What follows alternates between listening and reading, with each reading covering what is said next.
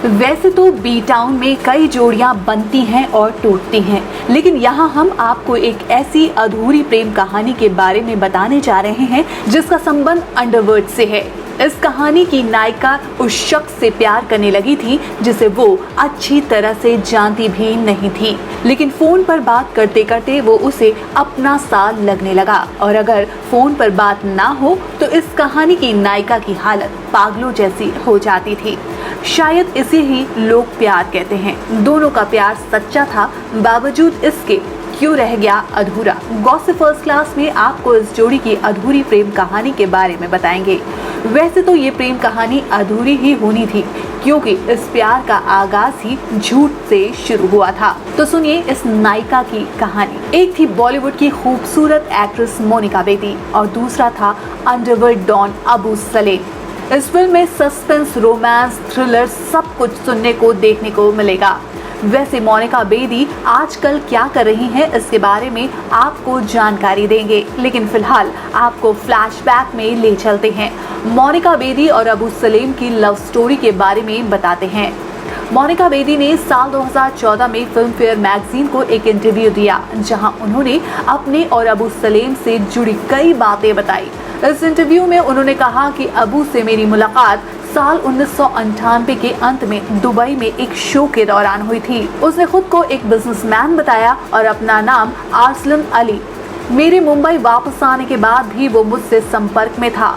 हमारी फोन पर ही दोस्ती हो गई।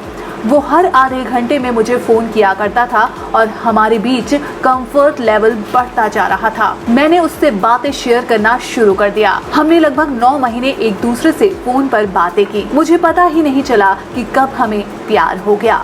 इसके बाद मैं उससे मिलने दुबई गई। वहाँ उसने मुझे अपना असली नाम अबू सलेम बताया।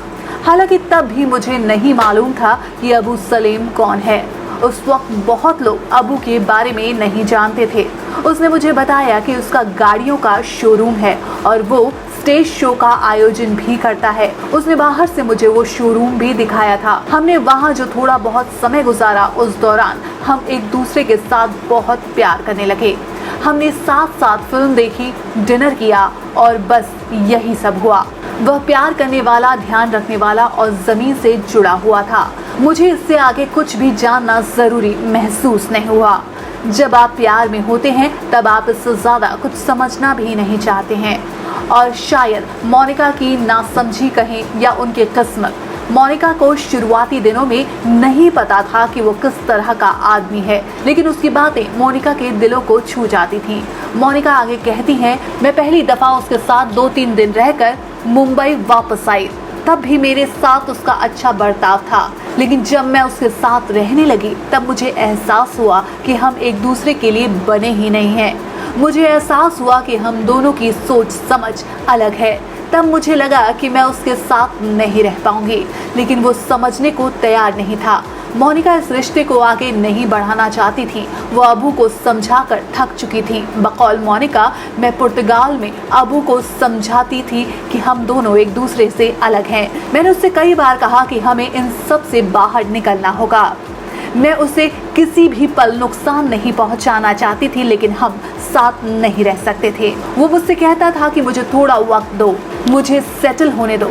हमें सबसे पहले सुरक्षित होने की जरूरत है, इसके बाद तुम चले जाना। हम इस तरह की बातें किया करते थे, लेकिन इससे पहले कि मोनिका और अबू पुर्तगाल से निकल पाते, 20 सितंबर 2002 का वो मनहूस दिन था जब इनकी प्रेम कहानी हमेशा हमेशा के लिए खत्म हो गई। अबू सलेम को टाटा की विशेष अदालत ने 1993 मुंबई बम धमाकों के मामले में दोषी पाते हुए उम्र कैद की सजा सुना दी। वहीं मोनिका को फर्जी पासपोर्ट के मामले में भोपाल जेल में रहना पड़ा, जिसके बाद मोनिका ने अबू सलेम से सारे रिश्ते तोड़ दिए। मोनिका ने फिल्म सुरक्षा से बॉलीवुड में कदम रखा था।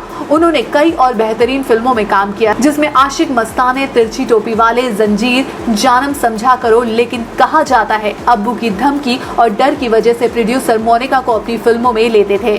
वैसे तो फिल्मों से ज्यादा अबू सलेम के साथ अपने रिश्तों को लेकर मोनिका ज्यादा लाइमलाइट में रही। जेल से बाहर निकलने के बाद मोनिका का पूरा ध्यान अपने करियर पर है। मोनिका बेदी इसके बाद बिग बॉस सीजन 2 में भी नजर आई। रियलिटी डांस शो झलक दिखला जा में बतौर कंटेस्टेंट वो नजर आई। जी हाँ, रियलिटी शो से लेकर कई टीवी सीरियल्स में वो काम कर चुकी हैं। 2013 में स्टार प्लस के डेली सोप सरस्वती चंद्रा में मोनिका नेगेटिव किरदार में दिखी थी। मोनिका अपने अतीत को भुलाकर अब काफी आगे बढ़ चुकी हैं। अगर आपको हमारा चैनल गॉसिप फर्स्ट क्लास पसंद आया तो इसे लाइक करें, शेयर करें, सब्सक्राइब करें और बेल आइकन प्रेस करना ना भूलें।